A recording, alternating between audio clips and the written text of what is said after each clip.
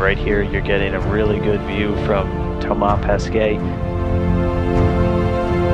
Thomas, at this point you are going to ingress the airlock.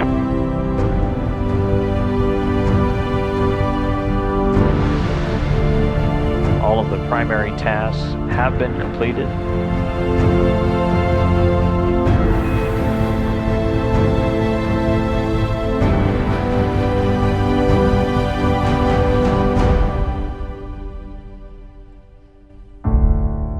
Voilà, donc une introduction un peu volontairement, un peu hollywoodienne. Cette mission, elle s'appelait Proxima. Si vous l'avez suivie, vous le saviez peut-être.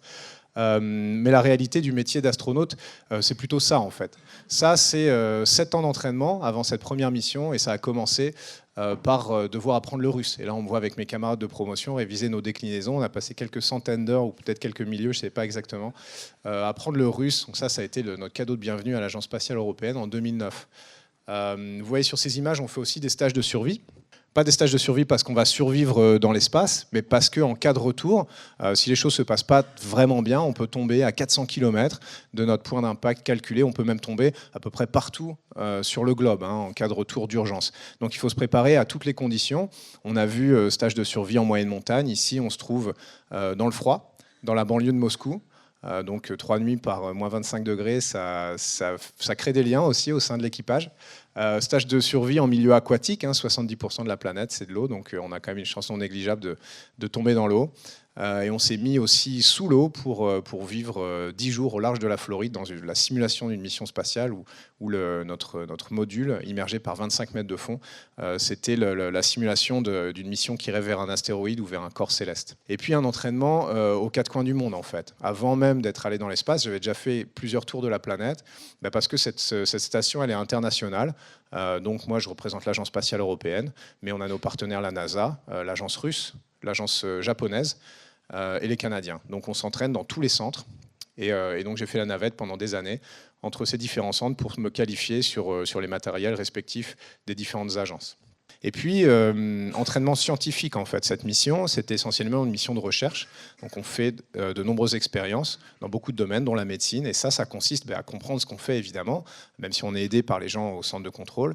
Ça consiste à se familiariser l'entraînement avec les procédures, avec le matériel, rencontrer les scientifiques, et ça prend un peu de temps. Un entraînement qui nous a bien occupé aussi, c'est l'entraînement aux sorties extravéhiculaires. Alors, sortie extravéhiculaire, ça veut dire sortir en scaphandre, tout bêtement, un scaphandre qui nous protège des conditions qui règnent à l'extérieur de la station. Et pour s'entraîner à ça, il n'y a pas vraiment d'autre moyen que de s'immerger en piscine, dans la plus grande piscine indoor en fait, du monde, au centre spatial de la NASA. Et on passe 6-7 heures avec ce scaphandre à répéter à l'extérieur de la station les activités de maintenance qu'on aura à réaliser le jour J. Voilà, mais la station c'est bien beau, mais il faut déjà y arriver. Donc vous voyez, on s'entraîne aussi au véhicule Soyouz, qui est le 3e étage de la fusée, qui va nous amener à bord. Ouais, la commission d'examen russe souriante et radieuse, comme il se doit. Et ici, vous me voyez m'entraîner au pilotage manuel. Vous voyez, un Soyouz, ça vole en automatique, mais ça vole aussi à la main, évidemment. On est entraîné à reprendre le pilotage à tout moment. Et puis voilà, il va falloir apprendre ce véhicule spatial, ce vaisseau spatial, tout bêtement, même s'il est petit, par cœur, que le connaître dans les moindres détails, et puis se mettre au simulateur, faire face aux pannes, des plus simples aux plus complexes. On a vu rapidement le moulage du siège. En fait, notre siège, il est moulé individuellement au dos de chaque astronaute. Ça, c'est pour que l'amortissement au retour sur Terre soit le plus doux possible. Et on va voir un peu plus tard que c'est pas non plus du luxe. Voilà, donc tout ça se termine au bout de 7 ans d'entraînement avec mon équipage, Peggy Whitson, astronaute de la NASA, Oleg Novitsky et cosmonaute russe, par des examens et puis par des traditions, parce qu'on est en Russie. En Russie, tout finit par des traditions. Et donc dépôt de gerbes de fleurs sur la plaque de Yuri Gagarin dans le mur du Kremlin avec les grands héros de l'histoire russe et soviétique.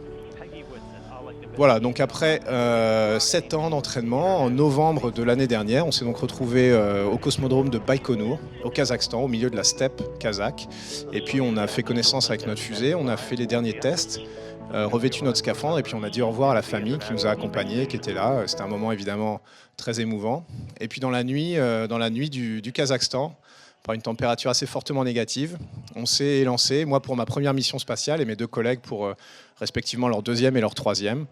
Donc des sentiments incroyables. Et puis 2 jours dans le volume du Soyouz, à peu près le volume d'une Fiat 500, pour rejoindre la station spatiale. Et puis finalement, quand le SAS s'ouvre, d'être prêt, après tous ces efforts, à débuter la mission.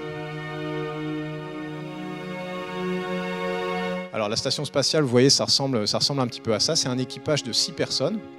International, donc essentiellement américains et russes. Et puis on a aussi des Européens, des Japonais et des Canadiens qui se relaient à bord. Donc moi j'avais 3 collègues russes, 2 collègues américains. La station spatiale, on l'a vu, c'est un laboratoire de recherche. En fait, ça nous permet de faire des expériences de recherche qui seraient impossibles à faire sur Terre.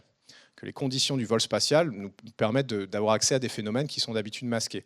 Alors, c'est évident quand on voit ici jouer avec ces 2 mini-sphères qui représentent en fait des satellites autonomes, et on teste des algorithmes de guidage et des systèmes de rendez-vous et d'arrimage autonomes. Ça nous servira un jour à nettoyer l'orbite basse des déchets, les fameux débris spatiaux dont vous avez entendu parler.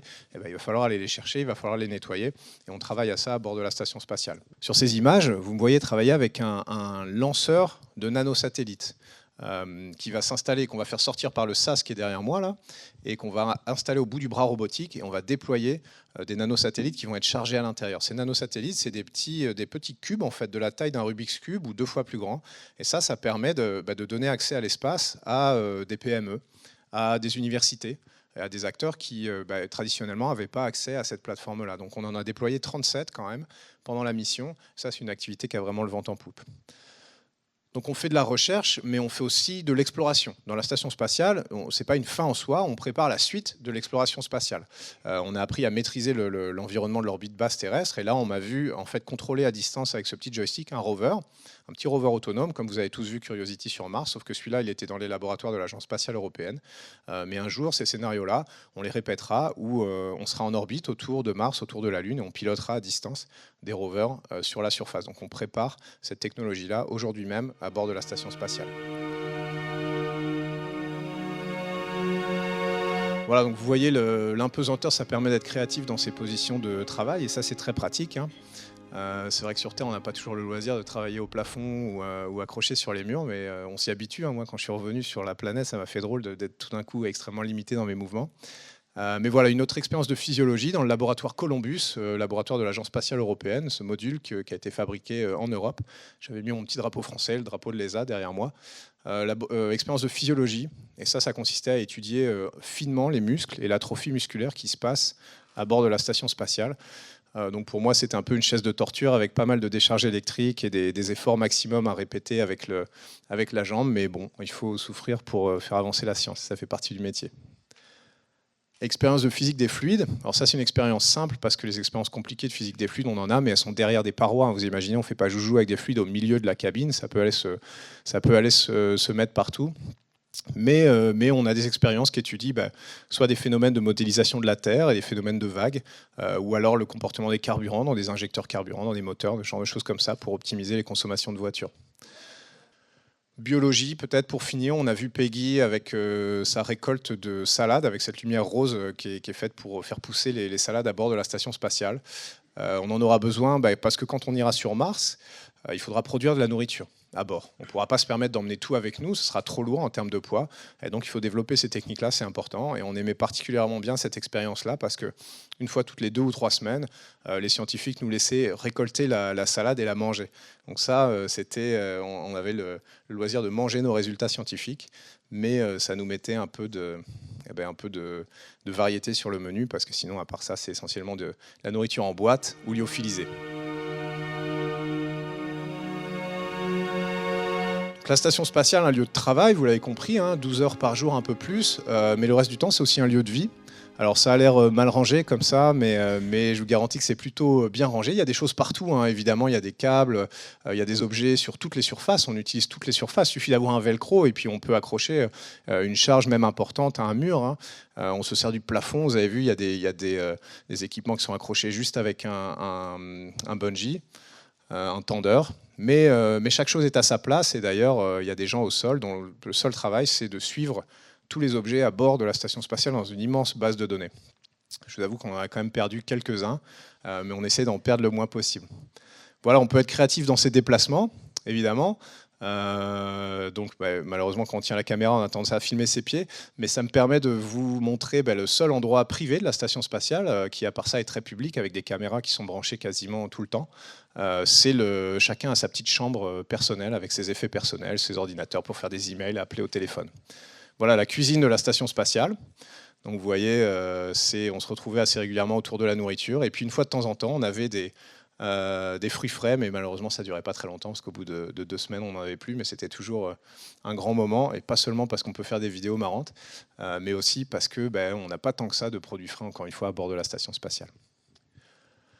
Donc on passe aussi beaucoup de temps à faire du bricolage en fait, hein, dans la station spatiale, de l'entretien, de la maintenance. C'est des conditions extrêmement difficiles, les conditions spatiales. C'est ce qu'on peut trouver de plus difficile en termes de température, absence de pression.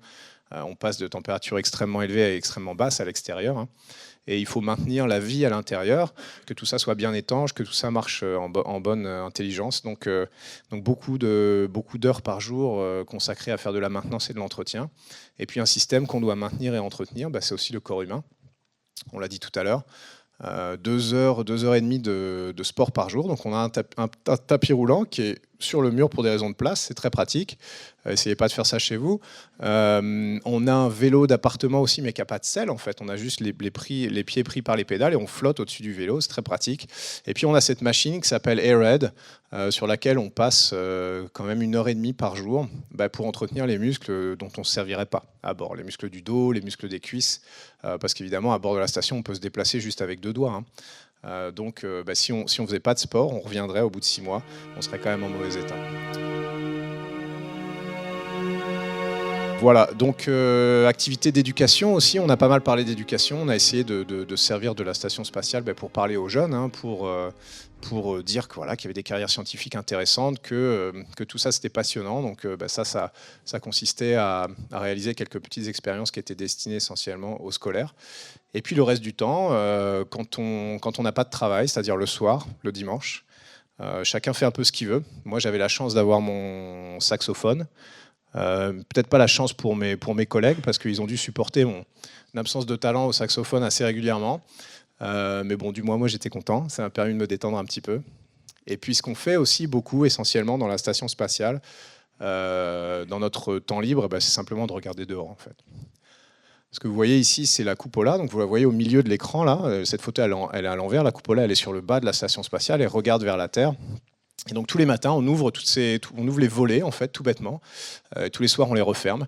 Et puis on peut passer des heures comme ça, à observer la Terre, que ce soit de nuit ou en général c'est magnifique. On voit les éclairs, on voit les aurores boréales, on voit les lumières des villes.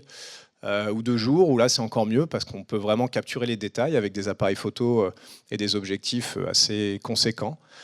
Donc moi je me suis attelé à faire ça dans mon temps libre. Je connaissais rien du tout en photo en montant dans la station spatiale, mais j'ai appris un petit peu sur le tas. Et je suis passé de 99% de photos ratées à juste 80% de photos ratées, ce qui est quand même pas mal. Mais en tout cas, voilà, ça a permis moi, ça m'a permis aussi de parler d'environnement, hein. On constate la beauté de la Terre depuis la station spatiale, mais malheureusement, on constate aussi sa fragilité. Et puis, on constate parfois les effets néfastes de l'activité humaine. Tout ça s'est permis, la vie dans la station spatiale, elle est permise par des ravitaillements réguliers depuis le sol. Donc vous voyez ici, vous avez vu un vaisseau qui s'appelle Cygnus. Ça, c'est un vaisseau qui s'appelle Dragon, fait par SpaceX, d'Elon Musk. Et ces vaisseaux, on les attrape avec un bras robotique de 17 mètres qui est à bord de la station spatiale. Ils viennent se mettre en vol stationnaire à 10 mètres en dessous de la station. On vole tous les deux à 28 000 km/h à 10 mètres de distance. Et nous, on pilote ce bras robotique avec cette station de pilotage et 2 joysticks que vous voyez sur l'image. Et on vient les arrimer à la station spatiale. Et c'est là qu'on a du ravitaillement, air, de l'eau, de la nourriture, des vêtements, des expériences scientifiques, matériel de rechange. Voilà, donc c'est un jour, quand on a un véhicule qui nous ravitaille, c'est toujours un jour assez spécial. Un autre jour assez spécial, et nous on en a vécu plusieurs, c'est les jours de sortie extravéhiculaire. Donc sortie extravéhiculaire, c'est le moment où on prend le plus de risques en fait à bord de la mission. Parce qu'on va s'exposer au vide de l'espace sans la protection du vaisseau. Donc heureusement on a la protection de notre scaphandre, mais tout ça c'est répété dans les moindres détails. On a une procédure qui est écrite jusqu'à un niveau de détail qui est assez incroyable. On est suivi par le centre de contrôle, on teste les scaphandres pendant des semaines avant d'y aller. On vérifie tout le matériel, point par point. Ça prend vraiment des heures et des heures avant de pouvoir aller danser un peu dans le vide spatial. Vous voyez qu'on est toujours accroché, évidemment. Il y a une bobine, une espèce de fil d'Ariane qui se déroule et qui nous ramènerait vers le sas de sortie, si jamais on devait lâcher la structure. Si on reste un peu plus longtemps au même endroit, on a des longes qui nous permettent de s'assurer localement. On en voit une qui est accrochée avec un petit crochet au milieu là, sur le rail jaune. Et puis voilà, et puis du coup il faut faire un petit peu confiance à tout ça. Là vous voyez que Jack il travaille la tête à l'envers sur le dessous de la station, il a lâché les deux mains, et là derrière lui s'il tourne la tête il y a 450 km de vide, donc il faut pas avoir le vertige. Et on évolue comme ça, vous voyez, un peu comme en Via Ferrata, mais avec une armure de 150 kg on va dire, à l'extérieur de la station spatiale et les pieds dans le vide. Voilà, donc c'est des sensations qui sont incroyables, évidemment. Le petit miroir que vous voyez sur les gants, c'est pour checker notamment l'état du système. On a un système de télé et d'éclairage, on ne le voit pas. La seule solution, c'est de regarder avec le miroir ou parfois sur l'ordinateur de bord qu'on a sur la poitrine. La seule manière d'accéder aux informations, c'est d'utiliser ce petit miroir. Pendant 6 heures, 2 fois en fait, moi je suis sorti 2 fois, un peu plus de 6 heures à chaque fois, on réalise des tâches, que ce soit de jour, parce que l'orbite de la station spatiale passe de jour à la nuit régulièrement. Quand on passe derrière la Terre et qu'on n'est plus éclairé, pour nous ça devient la nuit totale. La seule lumière qu'on a, c'est les lumières du casque, c'est nos phares. Et ça devient facile de se perdre en fait à l'extérieur de la station spatiale. C'est un labyrinthe de métal. On n'a plus de lumière, on n'a plus non plus de référence parce qu'il n'y a pas de haut ni de bas, on peut travailler dans tous les sens. Donc parfois, le seul élément qui nous rappelle par quel côté on est venu et par quel côté il faut qu'on reparte, c'est ce fil d'Ariane qui nous ramène vers la porte. Voilà, et ces images-là, elles sont en 6K. Et je crois que c'est la première fois qu'on a fait des images en 6K d'une sortie extravéhiculaire. Donc le centre de contrôle Houston était très très content parce qu'on peut voir tous les détails. Vous voyez qu'il a une GoPro et un appareil photo sur le ventre. Je ne sais pas si vous voyez l'appareil photo avec l'objectif. Et on essaye, alors dans la mesure du possible, de faire des images en sortie extravéhiculaire, mais la plupart du temps, on est quand même assez occupé. Voilà, donc après presque 200 jours dans l'espace, il était temps pour nous de rentrer au sol. Un sentiment un peu étrange, parce qu'on est content de rentrer, mais en même temps, on laisse derrière des collègues, et puis il y a encore beaucoup de boulot dans la station spatiale. Et puis voilà, on a fait notre manœuvre de recul, freinage atmosphérique, rentrée, freinée par le bouclier thermique, donc la capsule prend quasiment feu, décélération à 4G, sortie du parachute et atterrissage doux, dont je vous parlais tout à l'heure. Les Russes disent atterrissage doux, mais c'est comme un crash de voiture à 150 sur l'autoroute, avec quelques tonneaux. Et les équipes du Centre européen des astronautes étaient là, dans la steppe du Kazakhstan, pour me ramener directement en avion à notre centre à Cologne. Là, malheureusement, ce n'était pas encore le moment de se reposer. C'était le moment d'être la proie des scientifiques parce qu'ils voulaient tous des données après le vol, et y compris tout de suite après le vol. Donc ça m'a occupé quelques mois cet été. Et voilà, depuis aujourd'hui, la mission est vraiment terminée. Donc je vais reprendre un travail au sein de l'Agence spatiale européenne.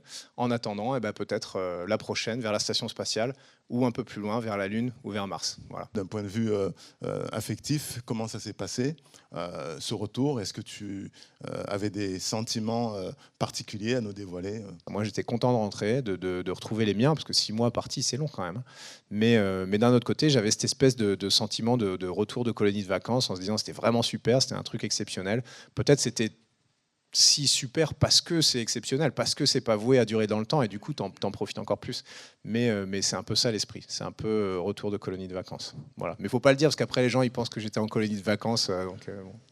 Quels ont été pour toi les meilleurs moments que tu as vraiment passés sur place? Les meilleures, je dirais, les meilleures minutes que tu as passées à bord? Le tout début, le premier jour, c'était vraiment extrêmement intense.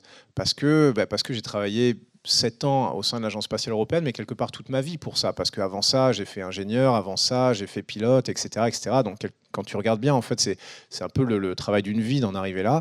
Et puis parce que je sais pas, moi, je suis peut-être d'un naturel un peu terre à terre, donc tout ça, je refusais vraiment complètement d'y croire, tu sais, tout en faisant tout ce qui était en mon pouvoir pour que ça arrive. Mais je me disais toujours la veille du décollage, je me disais non, mais enfin, tu sais, j'avais un peu ce petit truc dans la tête en me disant ah, mais tu sais là, il pourrait trouver un truc sur la fusée, puis peut-être qu'elle va pas partir, etc., etc. Puis une fois qu'on partait, je disais bon, mais là, il pourrait se passer un truc avec le Soyouz, et puis tu vois, on rentrerait sur Terre, et puis comme ça me permet aussi à moi de dérouler calculer un peu les actions que moi j'aurais à faire en cas de problème. Donc tu vois, j'étais plutôt dans cet état d'esprit-là. Et à pas à me dire, parce que tu sais, si tu commences spationaute et tu dis voilà, dans 5 ans je serai dans la station spatiale, ça va être génial, il y a quand même de bonnes chances que tu sois déçu parce que il peut se passer des trucs et ça arrive pas. Donc moi je me mettais dans l'état d'esprit complètement inverse. Et puis par contre, quand je suis arrivé dans la station spatiale, là je me suis dit ah ben non, là il peut plus rien se passer là. Là, j'y suis vraiment. Là, bon, même si demain la station tombe du ciel, j'y serais quand même allé. Ça y est, je suis allé dans l'espace pour de vrai. Et ça, quelque part, je pense que j'avais refusé d'y croire pour pas, je sais pas, pour pas me mettre la pression, pour pas être déçu. Je sais pas, c'est des mécanismes mentaux comme ça. Moi, je fonctionne comme ça. Voilà. Donc les premiers moments, c'était vraiment dingue. Et d'ailleurs, j'ai le sourire sur la conférence de presse du début. J'arrête pas de rigoler. Je crois que j'ai rigolé pendant 48 heures, non-stop. Voilà. Et puis voilà, après, tu t'habitues un peu. La première sortie extravéhiculaire aussi, c'est intense, mais là, tu es tellement concentré qu'on tu peux pas vraiment dire que c'est du bonheur. C'est des minutes fortes, mais c'est pas du bonheur parce que tu fais tellement attention à mettre tout ce qu'il faut au bon endroit, à pas... tout est tellement millimétré qu'il faut rien rater. Tu connais presque le truc par cœur, tout le monde regarde, on compte sur toi, il y a plein de gens qui ont bossé. Donc l'enjeu est quand même assez énorme. Donc tu es hyper concentré. Moi, j'ai pas regardé vraiment dehors ni la terre avant 2 heures, 2 heures et demie dans la sortie extravéhiculaire. Et mon collègue m'a dit Thomas, souffle un peu 5 minutes et puis regarde dehors. Tiens, tu vas voir, c'est sympa aussi. Et voilà, j'ai fait ça. Donc on va dire, moi, c'était vraiment le tout début de la mission qui m'a le plus marqué. Quels sont les principaux critères pour lesquels tu penses avoir été retenu parmi ces milliers de personnes qui rêvent de faire la même chose que toi? Je ne sais pas ce qui a fait qu'on a été recrutés. Il n'y a pas que moi, hein. On était 6 dans le groupe, 6 Européens. Il faudrait poser la question à l'agence spatiale, mais moi, si tu me permets de faire une supposition, je pense qu'il ne faut pas être excellent dans un truc, tu vois. Physiquement, je suis pas champion de sport hein, du tout. Je suis plutôt sportif du dimanche. On n'est pas prix Nobel de physique ni rien, mais il faut être à peu près bien dans tout. Tu vois, il faut parler un peu les langues étrangères, il faut faire du sport, il faut avoir un bagage un peu académique, il faut être un peu opérationnel. Tu vois, si tu as un trou dans ton profil, ça marche pas. Donc il faut pas avoir de trou en fait. Voilà. Et puis je pense que la psychologie c'est assez important. Tu as vu 6 mois dans une boîte de conserve avec des gens que tu n'as pas choisis. Si on veut pas s'envoyer les chaussettes à la figure au bout de quelques semaines, je crois que c'est important d'être de bonne composition. Ouais, j'étais le seul ceinture noire de judo, donc ça se serait vite réglé. Hein. Non, attends, t'as vu Oleg, mon collègue Oleg, il est pas ceinture noire de judo, mais je m'y frotterais pas quand même. Hein. Bref, donc voilà, je pense que la psychologie, c'est de plus en plus important aujourd'hui, puisque les missions sont longues, et demain, elles seront encore plus longues. Hein. Une mission Mars, ce sera plus long que ce que moi j'ai fait, 196 jours, on parle de 900 jours hein, pour une mission sur Mars. Donc là, il faudra être capable de travailler en équipe pendant longtemps. En quoi le judo t'a aidé dans cette mission incroyable durant 6 mois? La sortie extravéhiculaire, quand tu es dans le scaphandre il est pressurisé, donc évidemment pour que toi tu aies de l'air à respirer, dehors c'est le vide. Du coup la différence de pression le rend rigide en fait. Et du coup pendant 6 heures tu te bats contre ce scaphandre. Et je te promets que quand tu rentres à l'intérieur de la station, tu es moulu de partout du haut du corps et c'est comme une compète de judo mais en condensé, en accéléré. Donc il y a un côté purement physique, il y a un côté de l'esprit aussi. Moi ça m'a canalisé aussi pour la discipline quand j'étais jeune. Parce que je trouve que c'est hyper structurant, le judo. Voilà. Et puis ça m'a permis de mettre ces bases-là en place. Et puis ça, j'ai aussi retrouvé dans la station spatiale. Tu vois, le fait de travailler en bonne intelligence, de savoir communiquer, d'avoir du respect, des choses comme ça. Et ben ça vient de sports comme le judo. Donc on n'est pas tous ceinture noire de judo dans le corps des astronautes, mais on pourrait. Je vais les inscrire d'ailleurs. Je vais les inscrire.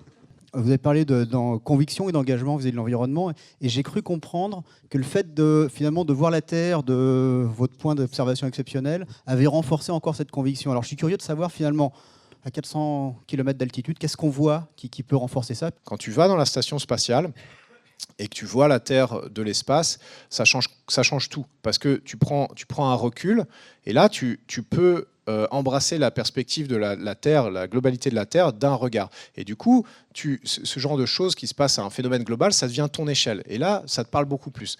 Tu vois que la Terre, quelque part, elle est magnifique, mais elle est hyper fragile. C'est un oasis de vie, de la boule bleue, tu vois, que tout le monde a vu, mais autour, il n'y a rien du tout. Quand tu commences à regarder autour, à des années-lumière, quand toi-même, tu t'es soustrait de ça et tu te dis l'ensemble des gens qui vivent et qu'on connaît de la vie à des milliards d'années-lumière, elle est là. Et nous, on est les seuls 6 mecs qui ne sont pas dessus en ce moment. Si tu veux, quand je prends une photo, il n'y a que 6 mecs dans le monde qui ne sont pas sur la photo. Hein.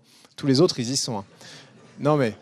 Et quelque part, de voir que ça, c'est tellement fragile et que l'atmosphère, tu vois, c'est une mince couche toute ridicule, qui est beaucoup plus ridicule que le blindage de notre station spatiale à nous, hein, en termes de pourcentage. Nous, on a un blindage beaucoup plus épais que l'atmosphère, c'est rien du tout. Et c'est ça qui permet toute la vie. Donc déjà, ça, tu te dis, oh là, mais ça n'a pas l'air aussi costaud que ça, la Terre. Nous, on a l'impression ici, quand tu es sur Terre, que tu vois, c'est des phénomènes, ça peut durer longtemps, etc. Mais quand tu le vois de l'espace, tu te dis, oh là là, mais tout ça, c'est un peu fragile. Et après, tu regardes un petit peu mieux. Et puis tu vois les effets néfastes, on va dire, de l'activité humaine. Ça, tu le vois pour du vrai. Tu vois la pollution de l'air. Il y a des grandes villes, moi, que j'ai jamais pu prendre en photo. Parce qu'il y a toujours du smog, de la pollution. Tu te dis, les conditions de vie là-dedans, ça ne doit pas être génial. Mais il y a des villes que je n'ai pas pu prendre en photo. Pékin, j'ai jamais pu prendre en photo. Est-ce qu'à un moment donné, tu as connu le sentiment de peur, d'appréhension sur une chose à réaliser en particulier? Et comment l'as-tu finalement géré? Écoute, moi je pense que le seul truc qui marche, c'est la répétition, c'est les uchikomi, comme on disait tout à l'heure. Moi, c'est comme ça que je l'ai vécu. Hein. De se mettre au simu, de tout savoir par cœur, d'avoir répété les trucs des milliers de fois, d'avoir fait face aux 4 pannes plein de fois, de savoir exactement les actions qu'on est censé faire, ça désamorce complètement la peur. Ce qui fait peur, c'est ce qu'on ne connaît pas, moi, je trouve. Si tu te mets dans une fusée et que tu ne sais pas ce qui se passe, ça va être super méga impressionnant. Si tu sais ce qui se passe, si tu l'as fait 100 fois au simu, c'est impressionnant, mais quelque part c'est du connu. Donc tu te raccroches à tout ça. Et moi je trouve que c'est le seul truc qui désamorce un peu la peur et l'appréhension, c'est de te mettre dans une situation connue, de te raccrocher à des trucs que tu connais, des gestuels, des mécanismes de pensée, je sais pas, un circuit visuel dans ton cockpit, des trucs comme ça, quoi. Ça marche super bien, enfin pour moi. Après avoir assouvi un rêve, il y a un lendemain. Tes rêves spatiaux, tu as déjà défloré un petit peu la réponse, mais quels sont aussi tes rêves terriens pour continuer ta vie? Écoute, moi, ce que je me dis en ce moment, c'est que, tu vois, j'ai la chance d'être dans les plus jeunes. Je me dis, on a un programme spatial qui marche bien. L'ESA a fait un super boulot. En ce moment, on a un Européen tous les ans. Hein. Donc, évidemment, tout ça, c'est quand même assez fragile parce que je peux avoir un problème de santé. La station peut avoir un problème technique et on peut avoir des problèmes politiques. Hein. Tu sais, tout ça, c'est international. Il faut quand même que tout le monde s'entende bien. C'est pas gagné tous les jours. Donc, il y a beaucoup de si. Mais moi, je me dis que j'adorerais y retourner, tu vois. Donc pour l'instant, j'ai encore quelque chose dans le viseur, on va dire, un objectif sur lequel pointer tous mes efforts. Voilà, mais après, s'il y a une prochaine mission, après cette prochaine mission, je vais me retrouver un peu dans la même situation. Et comme tu dis, je ne pourrais pas aller dans l'espace toute ma vie, donc après, il faudra faire quelque chose d'autre. J'y ai pas fondamentalement réfléchi parce que c'est difficile d'y réfléchir à l'avance. Moi, je pense que tu vois, j'ai pas parlé d'environnement et puis moi, je viens d'une famille de profs. Tout le monde est prof chez moi. Il y a que moi qui ai mal tourné en fait. J'ai fini astronaute, mais quelque part, tout le monde me regarde comme ça. Lui, c'est le bizarre de la famille. Mais je sais pas. Je pense que peut-être ce sera ça en fait. Peut-être avoir un engagement auprès des jeunes, un peu dans la pédagogie, parler d'environnement et tout ça. C'est peut-être ça en fait qui pourra m'animer. Pour la suite. Puis après, dans la vie perso, il y a plein de trucs à faire. Tu sais, j'ai des copains qui ont traversé l'Atlantique à la voile, là, qui m'ont rendu super jaloux. Des trucs comme ça, il y a des montagnes à gravir, il y a plein de trucs à faire. Donc on va essayer de remplir l'emploi du temps autant que possible.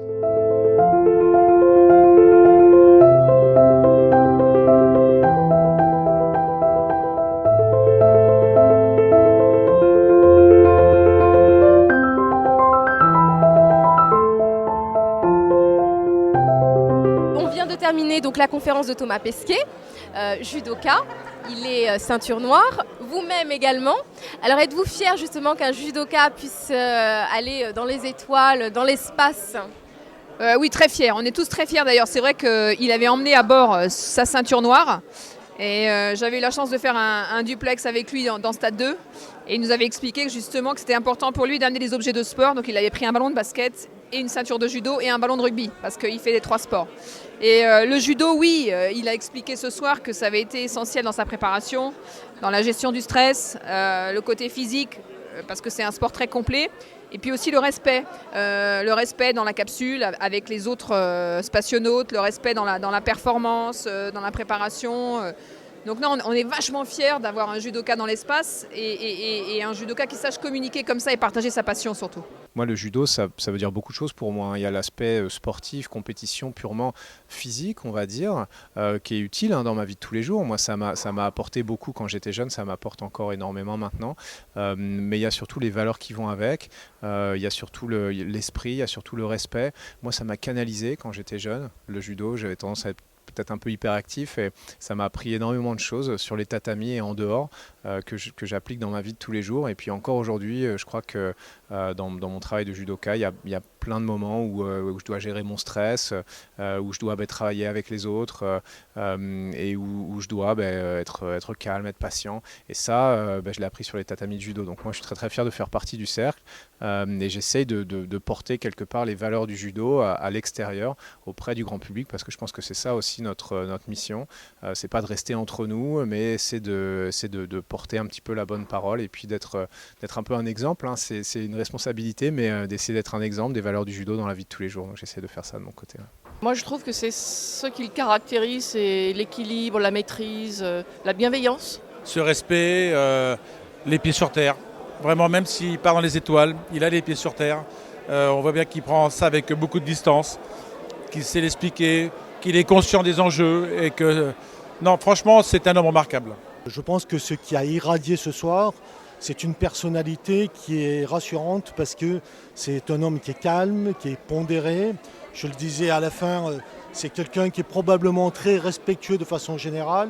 Et je pense que c'est ce qui lui donne cet équilibre qui, si paradoxalement, est indispensable lorsqu'il n'y a pas de gravitation. C'était absolument passionnant. J'ai trouvé l'orateur exceptionnel et qui a réussi à nous faire venir dans son univers, qui a réussi à nous emmener dans sa fusée, dans sa préparation aussi. Il y a eu beaucoup de parallèles avec le monde du judo, avec ce monde du judo qu'on essaye de faire partager. Le principe du judo, c'est que ce que tu apprends au judo ne te sert pas qu'au judo. Ça te sert dans la vie de tous les jours, ça te sert dans les moments difficiles, dans les moments qui sont tendus comme en ce moment dans le monde entier.